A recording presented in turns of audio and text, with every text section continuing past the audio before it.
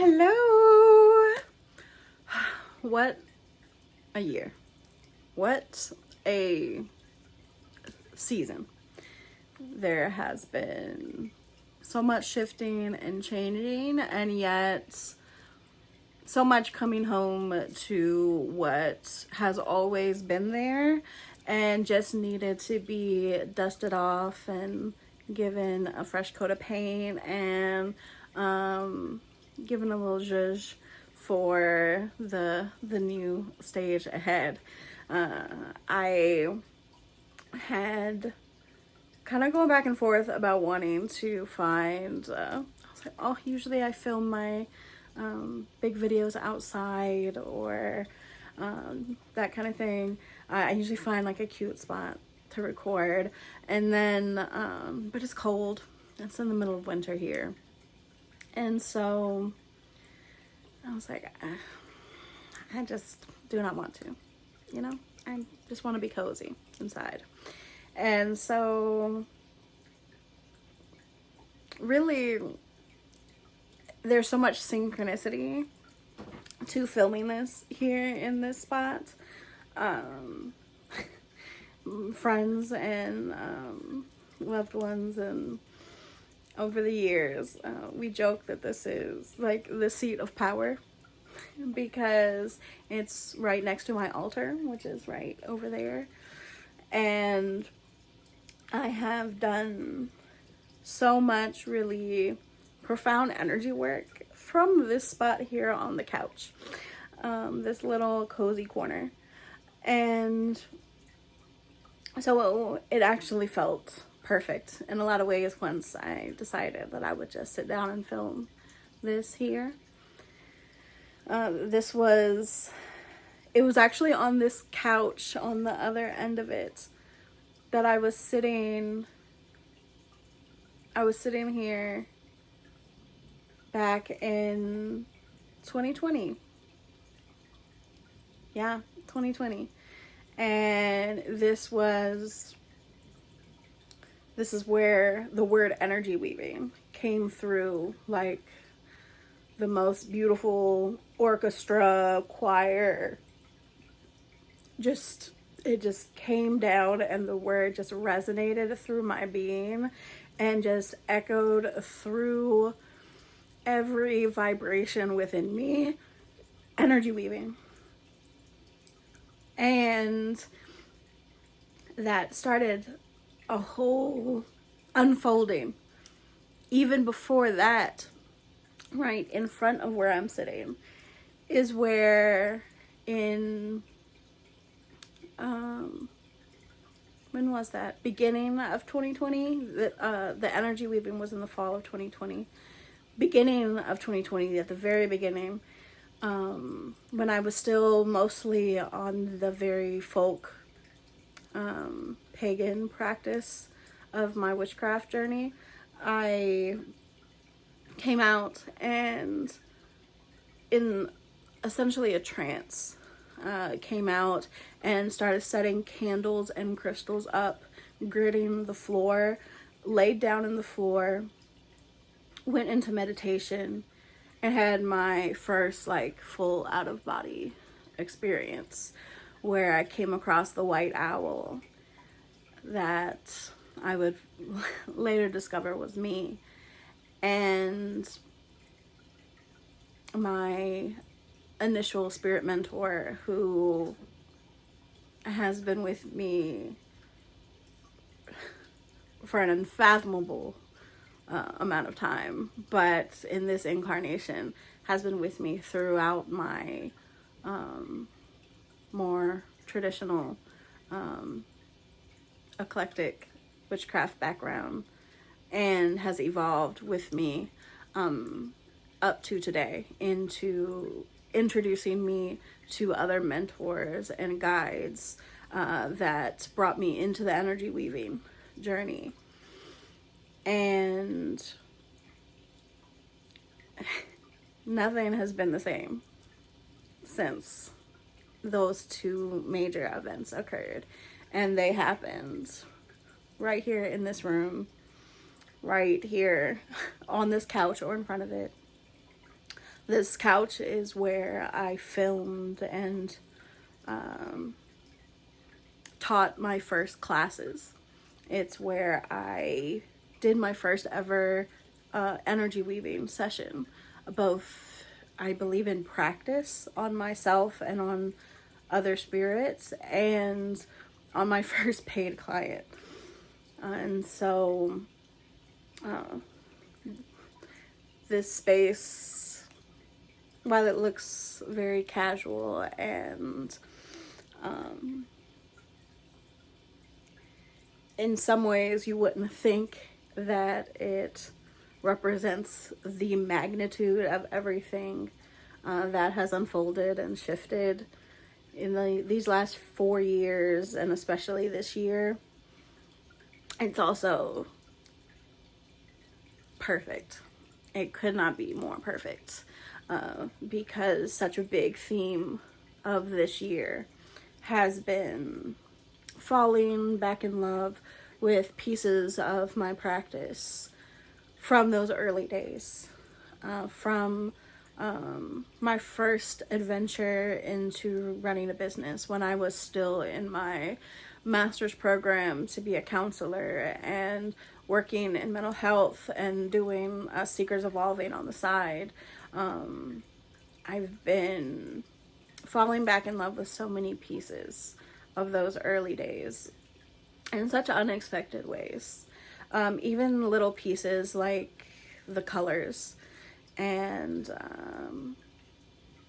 the way that I expressed myself, the fearlessness through which I put myself out there, because I didn't know at the time that what I was doing and what I was saying was revolutionary in a lot of ways, until I was met with those who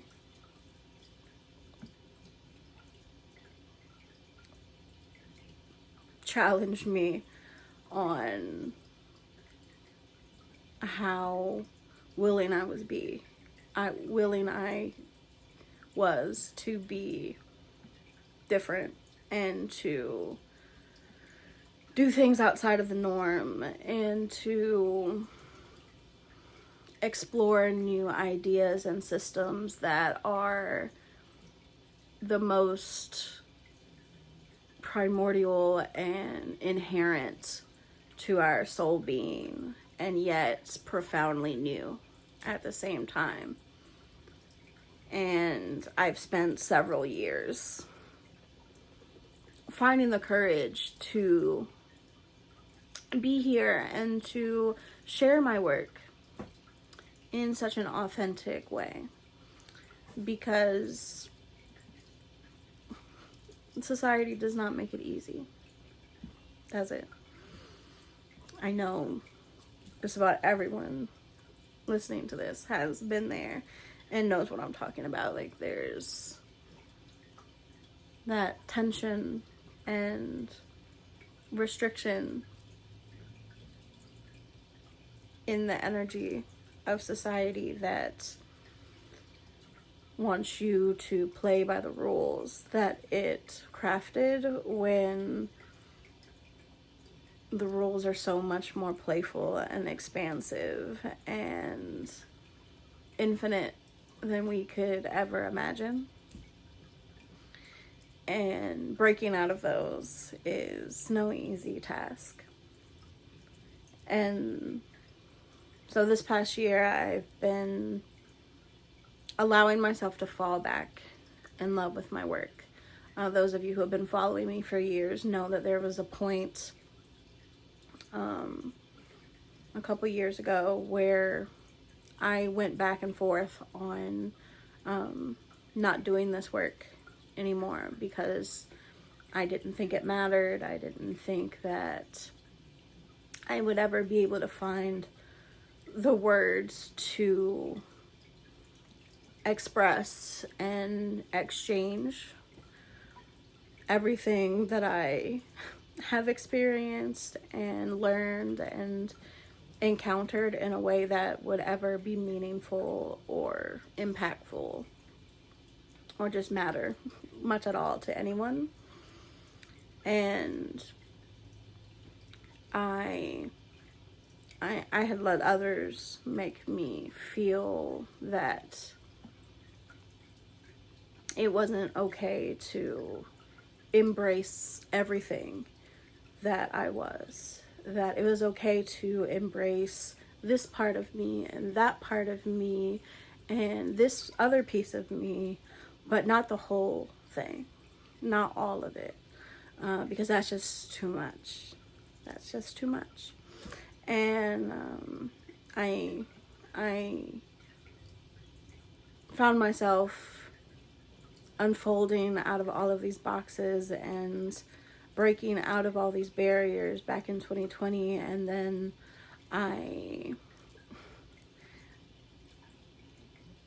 boxed myself back up in a lot of ways. There's a certain extent to where you reach this point of having access to so much knowledge and so many encounters and experiences that shake the very foundations of every rule and every expectation and every perception that you didn't even know were guiding you and were blockading you. And there's also a certain point where you almost get afraid in some ways of the information, and especially particularly of sharing that information, because the world around you doesn't make it feel that safe to explore some of these concepts because they challenge so much. And particularly as a macrocosmic specialist who hails from the primordial universe and hangs out with sources on an afternoon tea party type of vibe, to discuss it in a way that expects people to actually believe a lot of what I experience, it just felt so daunting. It still feels daunting in so many ways to put into words the intangible, unfathomable, the intricacies of the soul mechanics and the constructions of universes. To tell people, oh yeah, some of my first practice sessions for energy weaving were on planets and universes, not people. I had done many energy weaving sessions before I really did my first session on another human besides myself. And it's so magical and so incredible what our reality consists of, that even when I tried to shut my gifts off and turn off my memories and beliefs in what I had encountered and experienced because I felt so betrayed and disheartened by certain experiences, it just was still there. And I couldn't shake how real that this has always been for me, that how real my experiences were, and the profound impact that these systems and frameworks and just encounters and experiences have been on my life, and how impactful they have been for my clients and friends who have encountered it as well. And I tried going back to more mundane jobs. I tried looking into going back into mental health again, and it just wasn't the same. This work is my inner fire in such a profound way, and it means so much to me that I really had to come to terms with the fact that if nobody believed me, if nobody cared, that I would still have to continue this. And I knew that there were some that had been with me since the early days. Some of you who have been with me since the early days. I knew that in the back of my mind, I knew I was like, this has touched and changed other people in important ways. And I don't want to lose that experience. I think that would be one of my deepest regrets had I let this all go and kept it private for the rest of my life and decided nobody else needed to learn about this, and that this perspective isn't important. And so when I recommitted at the beginning of this year, it was a whole thing. I had a whole recommitment ceremony. I believe it was in Pisces season. I think it was the Pisces new moon. And yeah, I had this whole recommitment ceremony. I was like, this is, I'm ready to step back deeper into this work. I'm ready to take this seriously again. I was like, show me what Energy Weaver Academy is supposed to be and what I've been missing, what I need to hone in on, what will make me shine, and what will help me to feel free and empowered in this work again. What will help me fall back in love with this work again. And it's not that I ever really fell out of love with it, but more so that I had gotten to a point where I just didn't think that some of my specialist work, some of the specializations of my macrocosmic work and soul mechanics and my primordial lineage and such, like I didn't think that was going to matter for other people. And then I came back onto social media after taking a hiatus from a lot of public spaces during that time. And I found all these people suddenly out of the woodworks, all of these wonderful, beautiful people, many of them are you, watching this now, that have been doing such similar work to what I've been doing, or different in your own ways, but with such rebelliousness and expansion away from what I was seeing back in my early days in the spiritual community. And that there was this untethered freedom that was really awakening in the collective. And I even found so many more of you who were also coming out of your own dark nights of the soul and hermit cycles and such, and coming back up for breath And it gave me such hope that maybe there was more meaning to the work that I was doing than I was giving myself credit for. And that maybe there were more people out there who wanted to learn these concepts and frameworks and these experiences that I've had, and that I was meant to exchange with. And so I began the process of rebirthing the Energy Weaver Academy.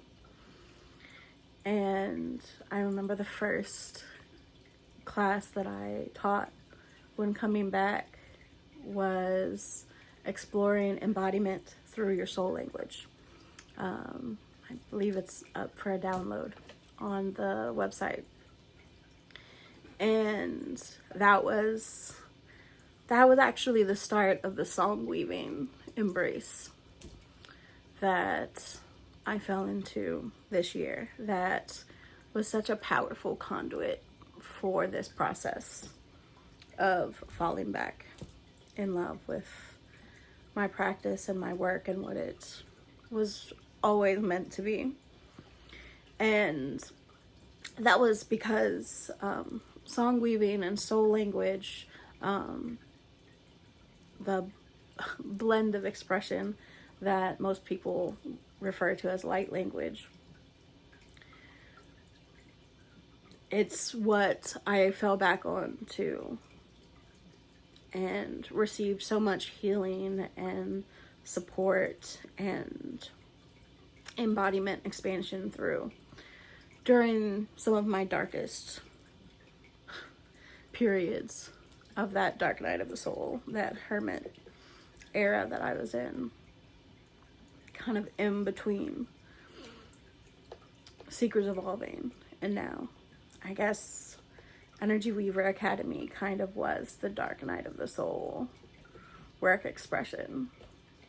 I was the deepest into my hiatus when the Energy Weaver Academy existed. And throughout that time, I was kind of fighting back and forth about my work. Like, oh, well, I'm gonna keep doing my work. I've been tracking timeline shifts and helping with collective energy work and going to council meetings and stuff, really mostly the whole time, with little gaps of periods where I didn't. But for the most part, I never really stopped doing the work. I kept doing my fresh and fabulous filtration system. I was doing full moon ceremonies in town at local events, doing psychic fairs. I'm still doing things, but there were so many periods back and forth where I was questioning myself and really reevaluating the reasons why I was doing this work and finding a lot of healing and self-evaluation of my people-pleasing woundings and those kind of things. And song weaving and soul language, it always came through when I needed it. It was always the piece that even when I didn't have the energy or the mental capacity to go up into the astrals and do an intensive self-healing work or broader energy weaving session, I always had the capacity for soul language. And so when I started that back in 2020, at the beginning of 2024, it unlocked this whole new evolution. And it helped me fall back in love with offering energy healing for others again.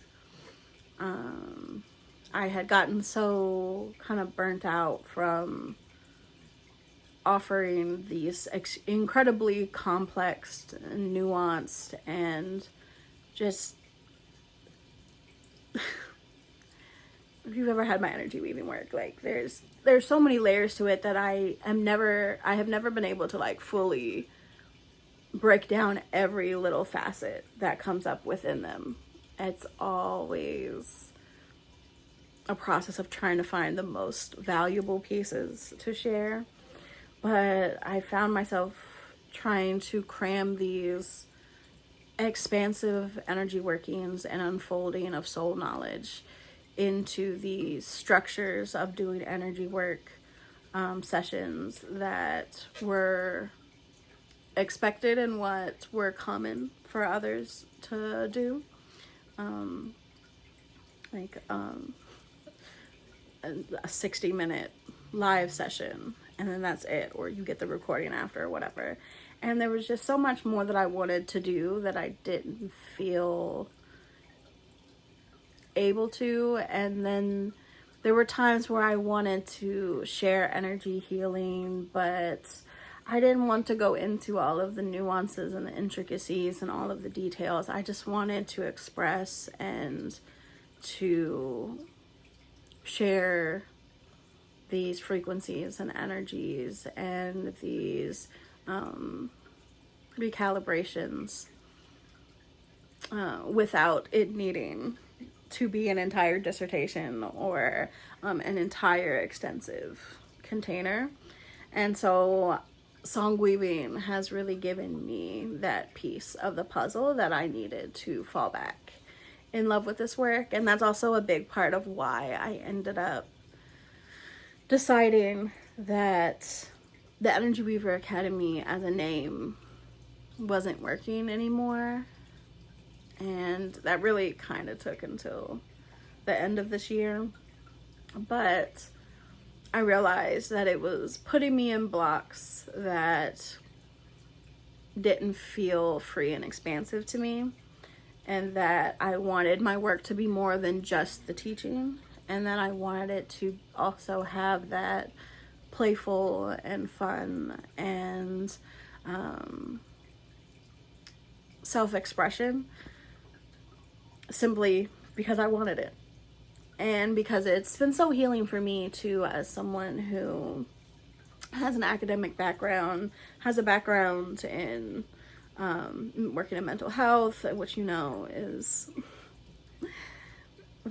complicated and intense work, and growing up as a preacher's kid, only daughter in a very traditional household. All of these things really put a lot of woundings. There was a lot of woundings within those programmings that made me feel that I had to give every single part of me at all times, and that I had to try and work so hard for a scrap of anything, and that I had to prove myself in such a harmful way, honestly. And so song weaving has been a complete subversion of that. It has been a challenge of our preconceptions around healing and growth and evolution. And while I do have one-on-one containers that I will continue to do on a much more limited capacity, an exclusive capacity, much more intensive deep dive containers of healing and exploration work, I wanted to also challenge others to just heal and find deeper resonance and attunement within your own soul energy, simply because you deserve it. To sit back and receive, and simply sit back and receive. Because I know there's so many of us the vast majority of us in society have been so programmed out of that, and that there's so much that you have to do to be worthy of receiving and of evolving, and that it's not something that you're really truly deserving of. You have to prove that you're deserving of it. And so I fight tooth and nail against that belief. And so song weaving, when you see the weaver's web and you see like the green and that side of my work, when you see those colors and the weaving and the webs and that kind of symphonies and the symposiums, that kind of energy within the MacroSymposium, it's helping you embrace that concept and that facet. That's what I want it to be. That's what I want it to be within the MacroSymposium. This is the space where you're allowed to grow and evolve and heal and find deeper peace and clarity and activations within yourself simply because you deserve it. And it's also the work that is the most effortless for me to express and share, even when I do have more compiled and cute PDFs to go with the healing audios. Really, they're just for the timelessness of it and for the little key codes and the little pieces to unlock different facets that you didn't realize you could find within the recordings. And I really want that to be the space when you go through that flow, when you go through that part of the MacroSymposium, to embrace that ease and that receptivity and to challenge your own beliefs around what you're able to receive simply because you deserve to have it and because you trust that it is there. And that's also the power of soul language and light language and song weavings as a result, is that it speaks directly to the soul and it bypasses the cognitive brain and goes straight into the soul and right into the energetic being, and it awakens knowledge within you without having to understand why or how. And so I'm so happy that that's unlocked and been revealed and released throughout this past year and has awakened such a beautiful new era in my work. That's where you see the words symposium and symphony. It really is an ode to that in a lot of ways. And there's also the facet in there of symposium is actually a soul mechanism. It's one of the earlier soul mechanisms that I really began being trained in a more nuanced understanding of. And the Authenticity Hub and Core, the Consciousness Connection Hub, and the Symposium Hub, these are some of like the core essential mechanisms that come up always in human soul bodies and in pretty much all others. And it's so foundational and formative to the macrocosmic embodiment work, to the soul mechanism systems that I use within the primordial soul framework. And all of that is all tied within my macrocosmic specialization. And of course the macro and the symposium is in there.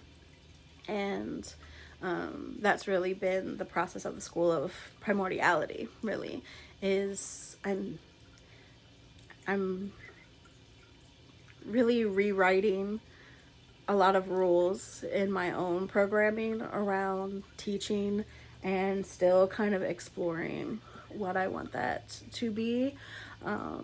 But at one point I thought I was going to rename the Energy Weaver Academy to School of Primordiality, because that concept and that word kept coming up so viscerally in my practice. And I never thought before this year that I would be talking about having a soul lineage tie to the primordial universe, and the intricacy and intensity of that soul lineage remembrance and connection that has changed me in ways that I will never be the same after it. It was an absolute point of no return, coming into that remembrance in the different layers of ways that I did. And so it felt so important to have that primordial facet within this work. And the School of Primordiality is absolutely an evolving expression. It is a school of thought. It is the primordial perspective that is inherent to anything that I am going to channel or teach. It is going to always have that facet. The same as with my song weaving. It is always going to have an undertone of primordial frequency, because that is the resonance that I embody and work with so deeply and devotionally. And so the School of Primordiality is the space for me to explore that primordial perspective, the vantage point of the origin and totality, that macrocosmic lens. But it's also a place to explore all of that complexity that falls within. And that is honestly where a lot of the fun hides. And so I'm in the process. I've been part of my astral adventures for years have included occasional adventures to Ipthos with my teacher friend. My teacher friend was one of the first beings that I ever did energy weaving work on. And we have soul family ties, and I have a parallel expression over on that side of the pond.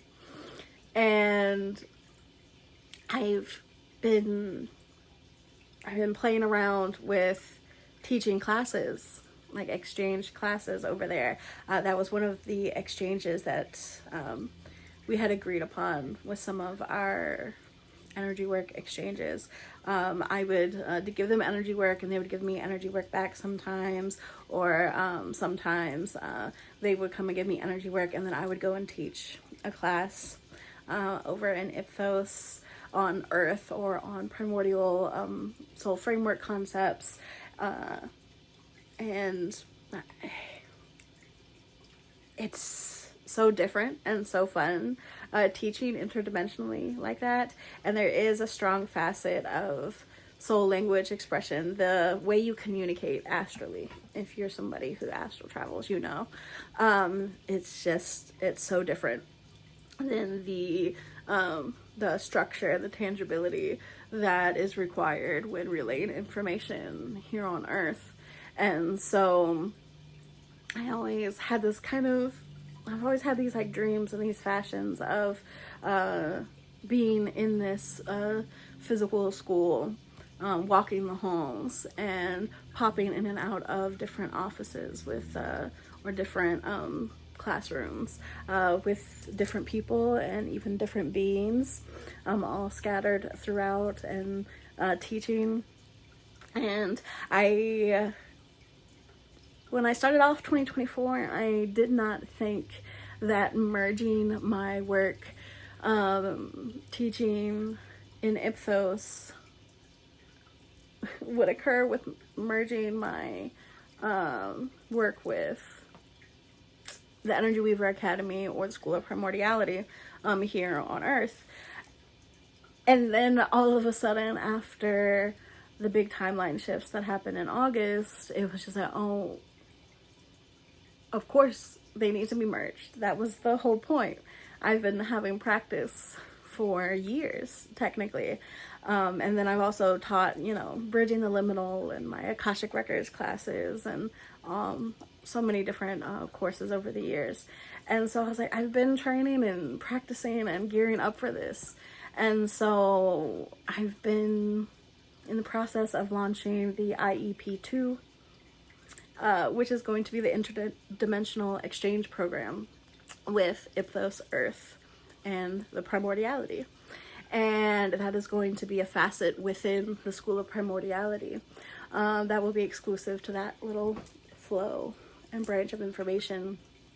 And I'm so unfathomably blissed out that this is something that I get to do in my work, and that I already have so many people already in the School of Primordiality early enrollment as we speak right now, and still new people joining every week as I'm fleshing out these prerequisite courses and the prerequisite material to unlock this exchange program and the different facets of my teaching, and really deconstructing reliances on time and falling back in love with teaching in a way that doesn't make me feel pressured to have it all jam-packed in and ready to relay to everyone within a set time frame. I know back when I used to teach Akashic Records courses and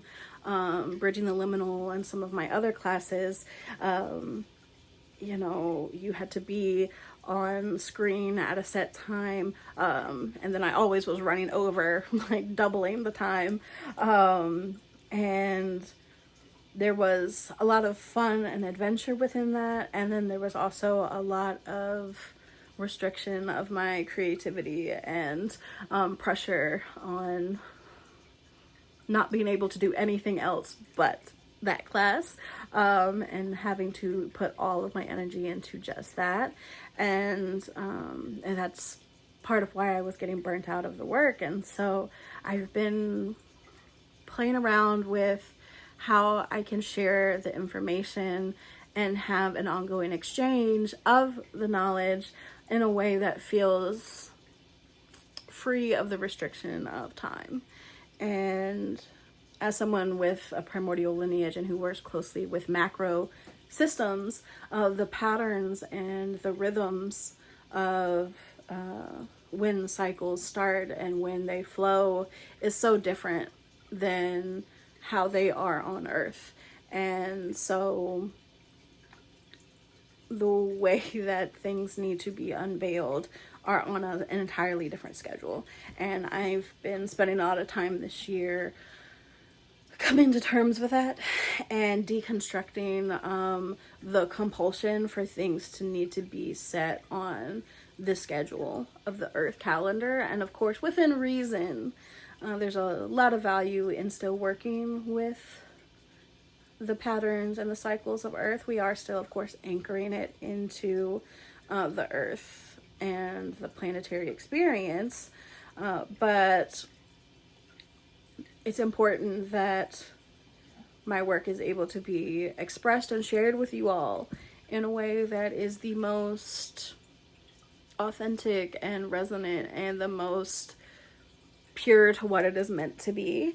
And so you will see throughout the MacroSymposium that the reliance on set boundaries of dates and deadlines and set time frames is going to be very malleable and flexible, and that you're encouraged within the memberships and the containers that I'm opening up within the MacroSymposium now and throughout 2025, that it's meant for you to explore as the timing is most in resonance with you and your unique path. I also have always had international clients.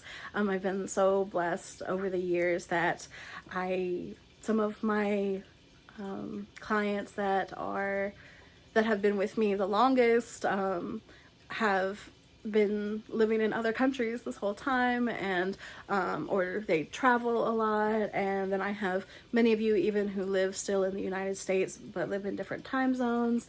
And so I really think, especially in this new paradigm unfolding of our planetary reality, that it's going to be so important that this work is accessible no matter where you're from. whether you live on right down the street locally to me, where I'll be launching a menu specifically for my locals and those who want to meet up and have in-person experiences, Weaver in the Wild menu, if you will. But then also the people who are finding me from across the globe, or perhaps from other dimensions and realities, like Ipthos. So I'm so excited for this new era and everything that is changing. And I know that inevitably my work will end up shifting and changing again. It just is what it is. But I'm so grateful that I have been aligning with so many of you who love that flow and that flexibility, and have been with me throughout the shifts and the changes as things have grown. And I do really think that this feels like it is an anchored vision for what is to come, as anchored as can be in this collective climate. And I really see a lot of these features and these facets moving forward being legacy pieces, and I'm really challenging myself to take my time with what I'm putting out. And that's why there's so many opportunities within my work for you to unlock backstage and early enrollment access to my work, and to be part of that unveiling process as it comes into being, and get extra little treats and discounts and things by being there in the front lines, in the back line, experiencing it as it is being created, and letting things morph and evolve as they need to be. So I'm so excited for this year ahead. There's so much going on collectively that programs you to want to look at 2025 and kind of shaking your boots a little bit and feel like there's a lot to fear and be afraid of. And while I am absolutely of the mind that you need to kind of find your own unique natural gray flow and have a balance between optimism and realism, I know that I am shaping my work to be something that can morph and flow with the fluctuations of the collective currents, and at the same time something that will help. All of these pieces are also crafted in a way that is meant to help each of you to navigate these currents and the fluctuations of these rapidly changing energy currents and collective vibrations in our reality, and to help you wield the chaos, if you will, and to dance within the symphony of your soul, and to find revelry and rebellion against the expectations that society has put on you, and to find your own rhythm, find your own path. And we're just going to be weaving this tapestry of reality together, and I'm so excited for that. And yeah, if you hung out this long and you made it to the end of the video, thank you so much for being here with me, and for resonating with my work, and for supporting me in whatever ways that you have or that you aim to do, and being part of this beautiful network of totality that we are all exploring within. And I hope that this year ahead treats you so well, and that you unlock all of the beautiful, complex magic of your soul. And I am just so happy to be here. So grateful to be here. So excited for everything that's to come and everything new that I get to share with all of you. So, Happy New Year. Take it easy. Sit back and receive and embrace the curiosity within.